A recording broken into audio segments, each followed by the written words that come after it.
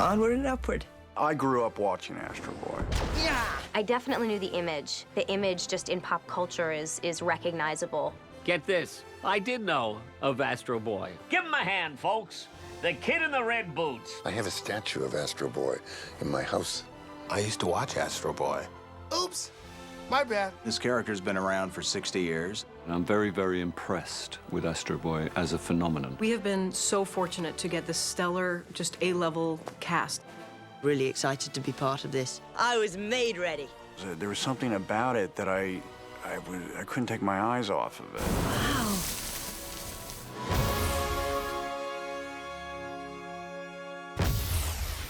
Hey, everybody's got secrets. I wouldn't tell them. You can trust me, Cora. I know. You're a good guy, Astro. Astro Boy's such a charming character, really a good character, and we wanted a voice to reflect that, and we wanted a great actor. Arn, change of plan. Take me to the Ministry of Science. Really, the only choice for us was Freddie Highmore. Do you ever feel like you just don't fit in? Like you're different to everyone else? He's a wonderful young actor. I think he's one of the best actors of his generation, and he brings so much to the role. He's very warm, he's very credible, but most of all, he's a really, really good actor. I just kicked it, you know, like a vending machine. Give me back my money. I guess there's a bit of responsibility. Try and do your best, and such a great character and a great piece that you hope you've done it justice. Freddie Highmore has been amazing. He's an English actor, but he's got this great American accent, and he's been able to infuse this sense of vulnerability and strength in the voice of the character. What? I've got machine guns in my butt?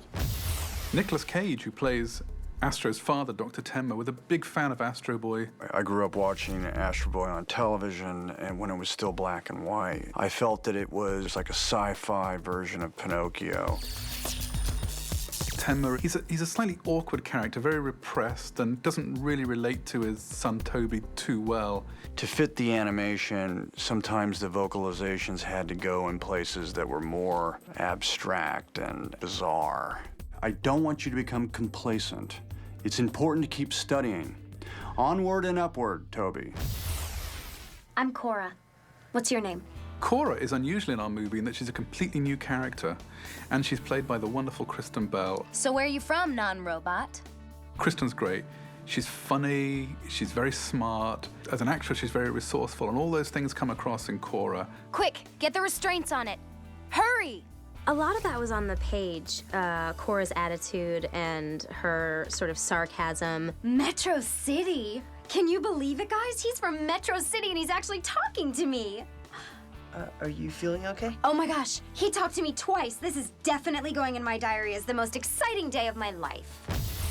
You know, when you're looking to show different colors in a character and you're only able to do the voice and not able to show any facial emotion, you really just look for tiny little specks in the script where you can take a sigh that shows her vulnerability or one or two lines where she's not as confident. And I think that, you know, with the animators behind you, they totally pick up on that, and they can really change the facial expression of the animated character to read like that. And I think it really tells the story when you can look for those little tiny moments that give them more layers. Sometimes I wonder if they've even noticed I've gone. Who? My parents. Your parents? That's right, and now you know the truth about me. Well, what are you waiting for? Go tell Zane and the others that Cora's from Metro City and that she's still trying to call home. Ready to blow me away, Tenma? Make my hair stand up, knock my socks off?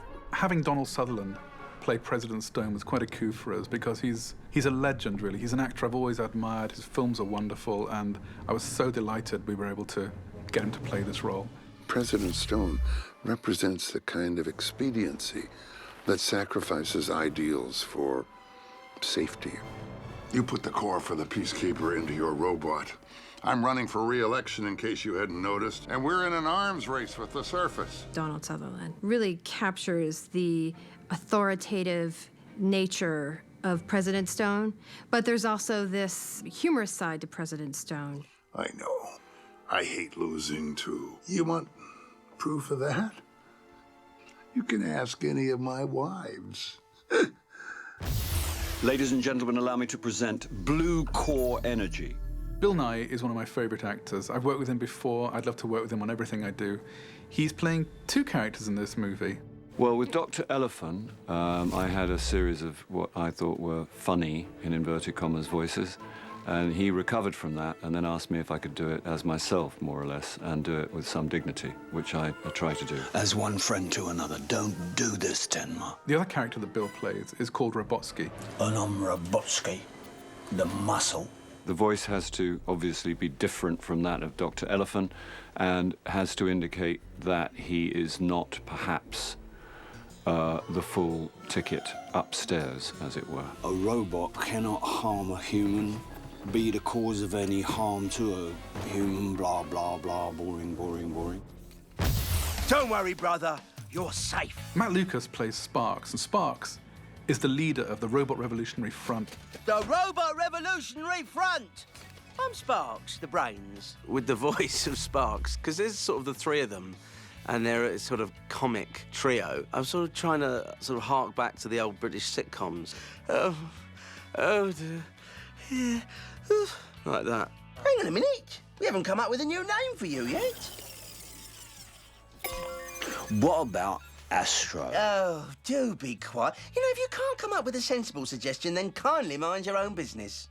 And he brings so much to the role. He improvised a lot of the things that he says, and he's a very funny man. He had us all cracking up during the sessions. We need to make an example of Hameg. We want to do something so horrible, so frightening, so shocking, that the humans will be forced to free all robots. We're gonna tickle him with a feather! Viva la Robotolution! Hey, Tobe, how's it hanging, my friend? Que pasa? Oh, now that is too familiar. Why am I so nervous? Why am I nervous? Because you're always nervous. Oh, great. Now I'm talking to myself. That's healthy. Eugene Levy plays Oren, Dr. Tenma's house robot. And he's kind of a nervous type. I've done some characters in my life that are, you know, a little bit on the either the nervous side or the nerdy side or the, you know, animated side. Oh, thank you, Master Toby. Thank you. Very good throw, by the way. Okay, students, ready for a pop quiz? Begin. I only have 3 voices. They're all offshoots of those. You know, we just, we messed around a bit with different voices. And then, you know, as I come back to do more voice stuff, I can never remember what I did before. So they have to show me, and then I have to try to match it again. What I don't understand is why Ryan Stiles doesn't get more work in the entertainment industry. He seems reliable. I'm sorry I went off page a little bit. Check out the haircut on that one. Looks like he's got horns. As I recall, you know, my agent goes, go in, they're gonna have a work session with you, and if they, you know, if they like you, they'll keep you. And I figured, I'm sure I will let them down. But, but I came in and he was really easy to work with. We don't want any trouble. We would do a few takes and I would go, is this what you want? I mean, is this kind of close to it? And we found this voice. It's not so much the voice, it's the attitude, you know, smart aleck, blue collar, and a free spirit. There's no way. He's human. Come on, let's go leak oil on some statues. Relax, son. We're family here. We're allowed to ask questions. The answer is, I love robots. Hameg is one of the original characters from the manga, and Nathan is just tremendously funny. He's a fantastic actor with enormous presence and a fantastic voice. A fight between the surface and Metro City. Let's get it on! So many people ask me how I came up with the voice for Hameg.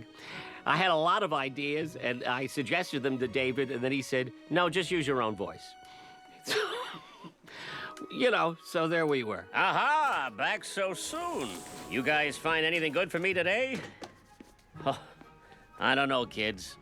A lot of dead batteries, a lot of elbows here. The knee joint of a toilet cleaning robot? I told you, I need heads. Hey, trash can, you wanna play? Fetch!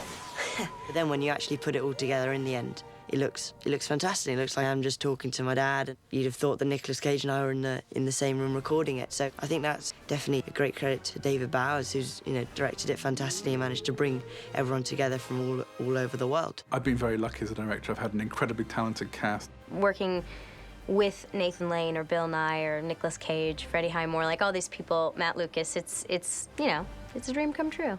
Definitely makes it easier to be good in a film when everyone around you is good as well.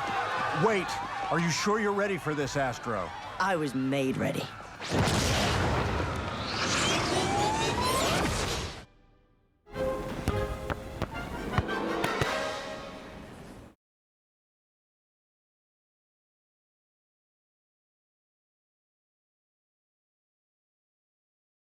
Hi, I'm Freddy, Astro Boy. I've managed to arrange it so that you can have a go at drawing Astro Boy for yourself. I'm not so good at it, but, well, give it a try.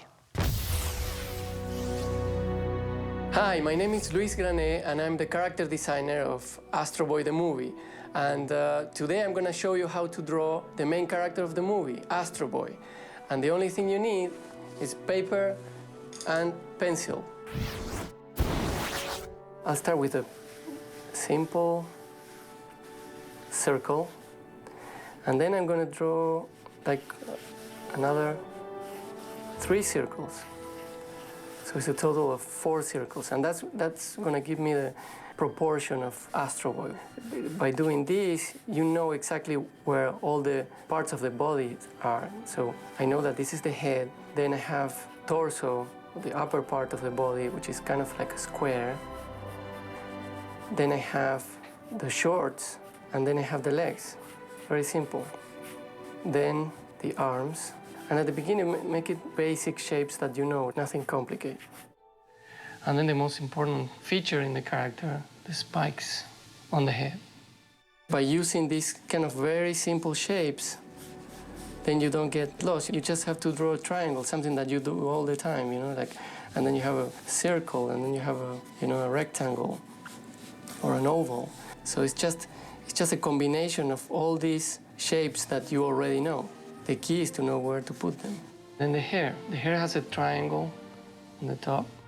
So then I put like small ears. I put the nose, or the eyes. Big eyes. Then I put the mouth. We're gonna make Astro Boy flying, so I want to talk about the rocket boots, and it's really easy. You have the feet there. I'm gonna do it light so you can see it. And then when he wants to fly, these ovals, they just go inside, they disappear in the boot. So the only thing you have to do is to cut the boot like this. And then you add a little piece there, which are the rockets that come out. And then you can add the flames. So he's more like, in this case, he's more like in a more determined look and expression. So that's why I make the eyebrows like going down a bit. The eyebrows are really, really important to show the emotion of the character of the drawing, because they are just a simple line, but if you just move them up and down, you can create a completely different expression. So by doing this, you have Astro Boy flying. I've just shown you how to draw Astro Boy in 2D, but that's only the beginning. Now we're gonna see the other steps, how to put it into the computer and how to create the final 3D model. You know, how do we design a character that was so 2D centric? The biggest challenge is that these are all 2D characters. They're made for, you know, for comics, and they were made, you know, like after that for 2D animation. In the comic, you can get away with some cheats that you can't in 3D. Well, on 2D, you're dealing with one axis, right? You're just looking at it. In 3D, you're dealing with 3 axes. It's the same premise. Now you have to couple those shapes together and make it look good from all the angles. It's sculpting. It's sculpting. Sculpting is much harder to do, I think, than drawing on paper, because it's got to look good everywhere. You can see when you turn the character, the most iconic features in Astro Boy are the 2 spikes in the hair. In 2D, you can change the spikes, and then it will always look iconic. But in 3D, you have one angle that you have just one spike.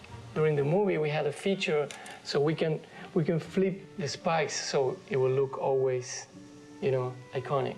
Luis was really focused on character, and because character is what we started on, it influenced so many things. you know, from that. And then what happened was, as character picked up, and there was a lot more character to design, Luis went off, because we nailed that. We knew what that was. Yeah. And then Sam and I could actually step away from the characters, and it gave us more time to work on color and emotion. Everybody has their own style. I'm a very hands-on production designer. I like to design and draw because it's in my head. Why speak it to you if I could, you know, picture speaks 1,000 words. I really believe that. So I did a napkin sketch or a proper tonal, like a watercolor, to translate them to a crew. So when we set out to create the color script, for instance, instead of tackling the entire film, the first thing to do is to try to hit the highs and lows of what the story is asking for at a particular moment in the movie. And once you have the skeleton color script, it quickly identifies the tone, design, what the lighting is doing, what characters are doing in the environments. It really covers everything. It becomes the Bible for production to follow. These 14 also enabled Jake and I to quickly look at what the range of light would be. As we opened the movie, we wanted to open on an optimistic note. An up palette, a fun palette, energetic palette, a beautiful day of Metro City, golden hour, and it sets up the tone for it. We go to a moment, this is the birth of Astro Boy.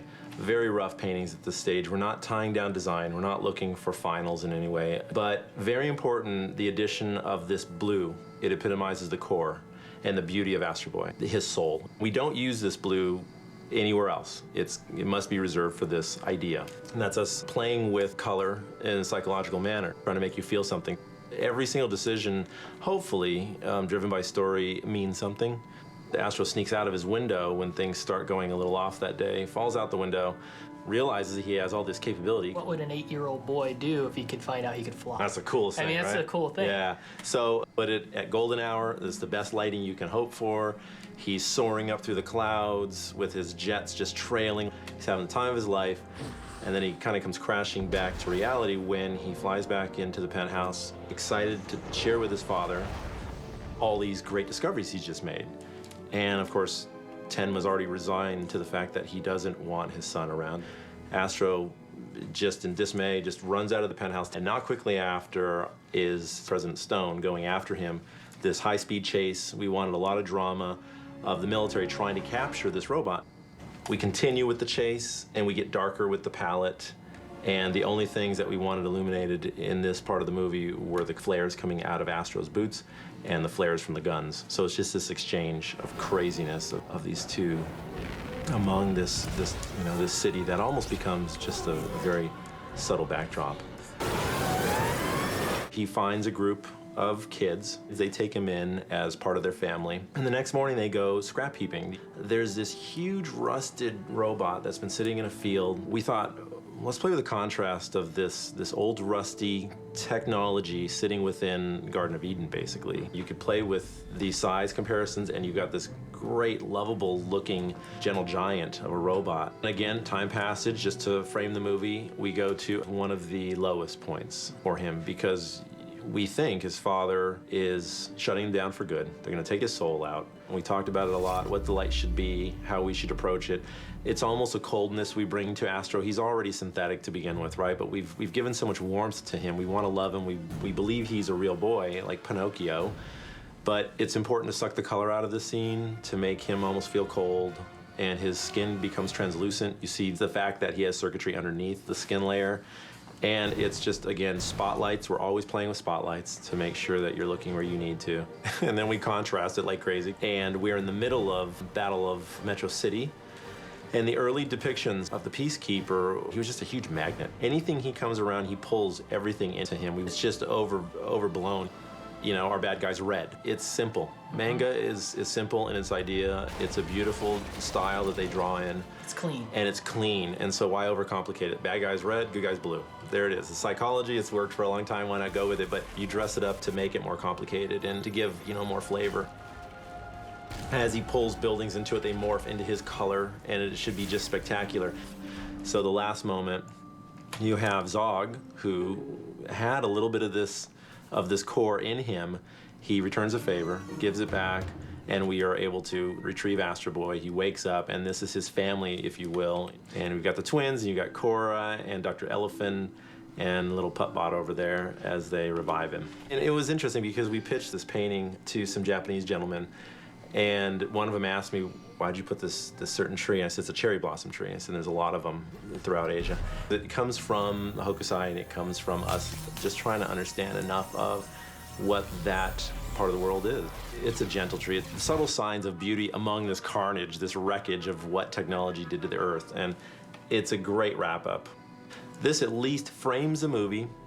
And now the task is to fill all these moments in. And it's considerable. There's probably another 30, 40 paintings that will fill this entire thing out, and you should be able to scan across it and read it like a book.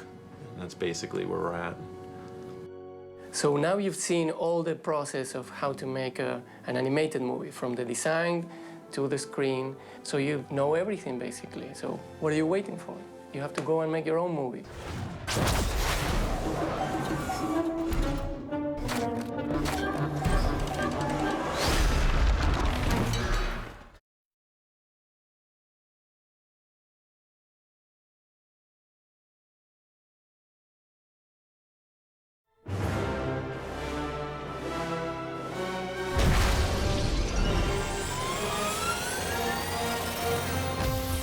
Hello there, I'm Freddie and I play Astro Boy.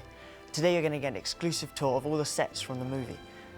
Well, they're not actually sets because it's an animated film, but all the locations are created using computers. That means I'm going to have to be my animated character to take you through. So, come on, let's go and meet some of the designers. Hi, welcome to Maji Hong Kong. My name is Tim Chung. I will take you on a tour of the studio to let you see how Astro Boy the movie is done. Come along.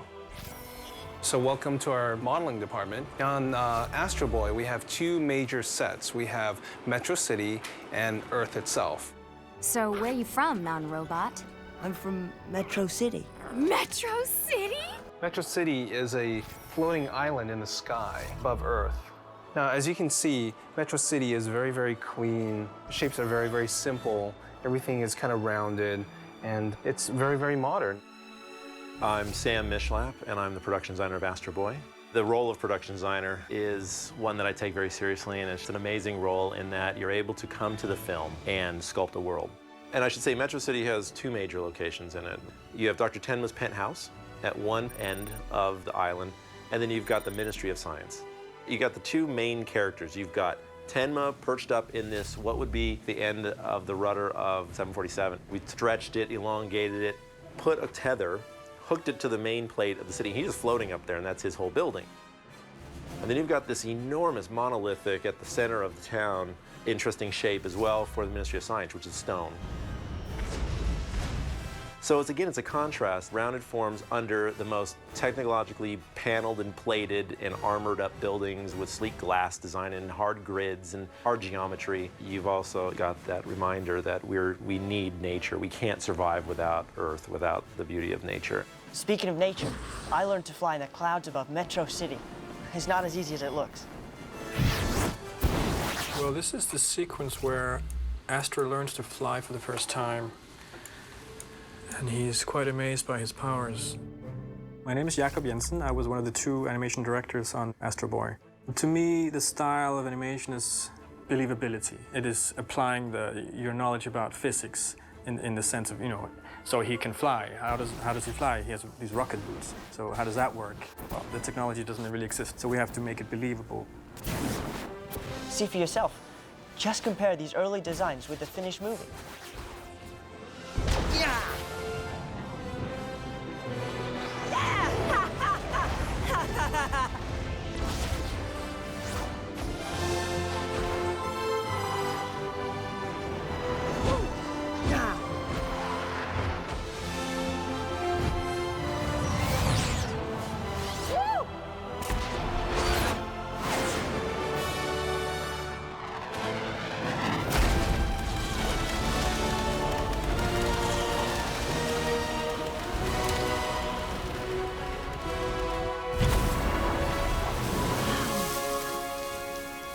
This is so cool.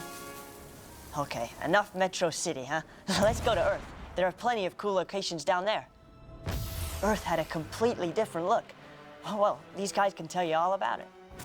In contrast to Metro City, Earth is very desolate and very plain, and we have a lot of junk on Earth. All the trash from Metro City gets dumped onto Earth.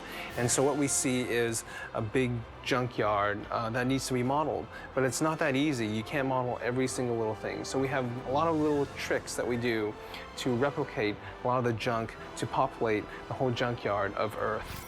But as you know, you can't judge an entire planet by its junkyard. It's very much just like Earth that we see here today. It's simple in its beauty. There doesn't have to be thousands of trees. It's just fields with a few accents. It's not apocalyptic. It's not destroyed. I think it goes along with the optimism we feel for Astro as a character. And within the city blocks, you break it down a little smaller, you've got Ham Egg's repair shop. Ham Egg's lair is a really cool location. There are so many little areas to hang out. As you can see, Ham Egg's lair is very messy, very different from Metro City, where it's nice and clean. You can see there's a lot of junk everywhere. Now, every little piece of furniture, every little piece of dirt or junk actually needs to be modeled by these modelers. So there you can see that there's a lot of detail taken into account. Maybe it was TV repair shop, and then he's ganged up 4 buildings and knocked the walls down, because you do anything you want in the future, right? There's no landlord anymore, necessarily. He's taken over the block, made his loft area, the 3rd floor, I think, it's where the kids sleep in bunks. And you've got the main dining area or living room, and you've got the repair shop, which is in the back, and it's got a big hangar door so you can get Zog in and out. And you've got the yard, the compound where you build and test all your stuff. It's got old remnants, old cars are still out there from our days, just rusting out there that kids use as props to sit on and watch Metro City floating across the sky at night. I'm really starting to like it here with you guys. So you've got Ham Egg's shop, and you've got the arena. Of course, the robot arena may just look like a basic circle, but there's an amazing amount of work and detail that has to go into each location. The design, it went through an evolution. The very first go of it, we said, well, let's just place it among old busted up buildings. That worked okay, but as things evolved, we needed more of a spectator base around it, and maybe they retrofitted around the edges because robots would smash each other and hit the sides. You don't want them going into the crowd. We rationed, maybe they take big plate armor and just wrap it around the arena to kind of confine the area. It was about, again, finding a contrast. How primitive and how simple can you go with the architecture? How can we dress it up with trappings from the future? This is what we've all been waiting for. Oh, and let's not forget about all the other cool robots. The difference between the robots on Earth and Metro City is that the Metro City robots are very clean and very proper. Thank you, Master Toby. The Earth robots are pieces of junk all kind of put together and assembled together. So there is that, stark contrast between the two worlds. Hey, there I am. Well, I hope you've enjoyed this computer-generated set tour. As you can see, there's a real difference between the computer models and what appears on screen. Although doing an animated movie is much different than a live-action one, it's been a lot of fun to play a kid with foot rockets.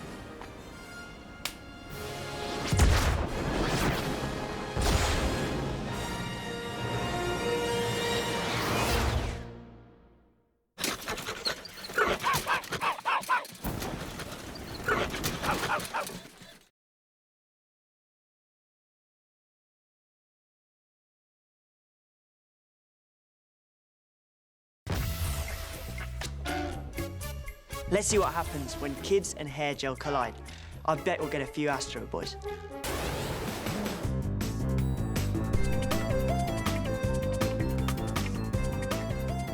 I want to get my hair done like Astro Boy. Hey, guys.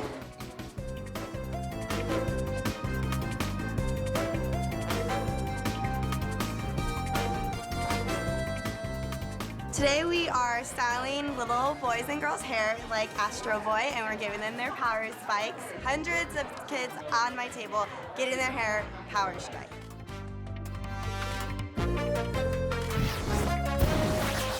Now you can get the look at home. Step 1, apply lots of gel. Step 2, smooth front section of hair together on the right side. Step 3, apply even more gel. Step 4, pull the back section of hair together. Step 5, strike the Astro Boy pose. My hair is actually like Cora, pink, a little spiky, so she's definitely my power hero. Do you guys want to look like Astro Boy?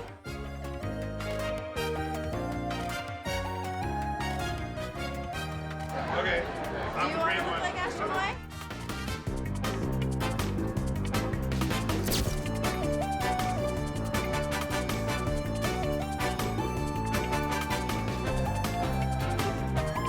I'm gonna get the hairstyle of Astro Boy.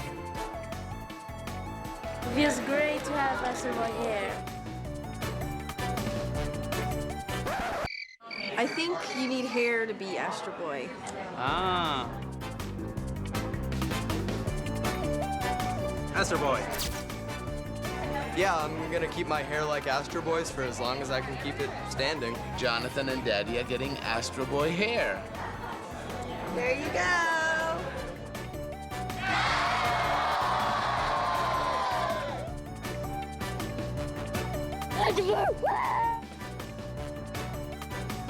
Give me 5 again.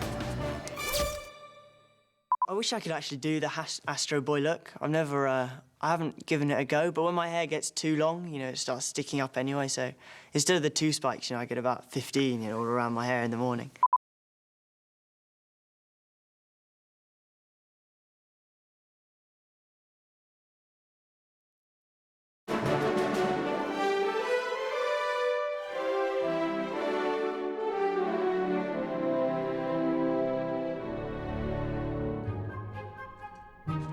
What are we looking for exactly?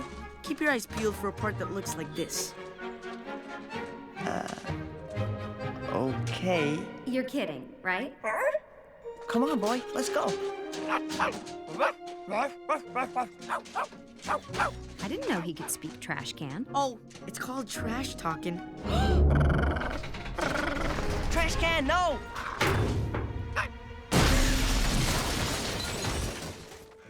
I tell you, Ronnie, it ain't easy being a pirate these days. Pickings is mighty slim. You said it, Testo. This economy stinks. There's only junk in this junk pile. But it's our junk pile. Word. Maybe today we get lucky. I got a feeling in my butt. That's just last night's burritos, little brother. You feel it too?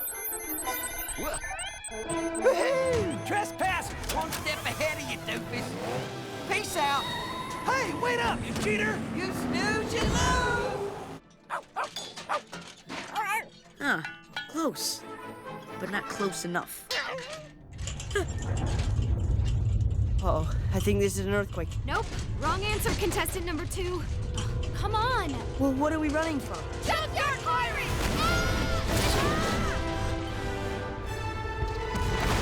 Hey, where's Astro?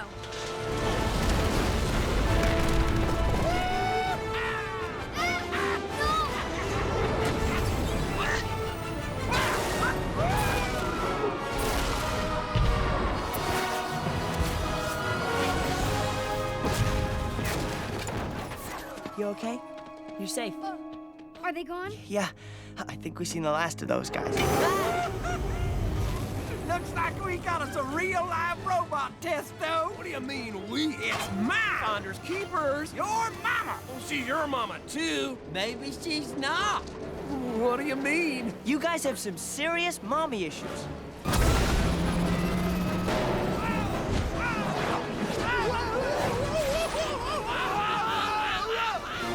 I shouldn't have eaten that 15 corn dog. Widget, Sludge, you're okay. They got Astro. No, they didn't. You made it. So what happened to those 2 junk monkeys? Oh, they're still hanging around. That is so awesome. Pretty cool. Hey, where's Trash Can? Trash Can, no!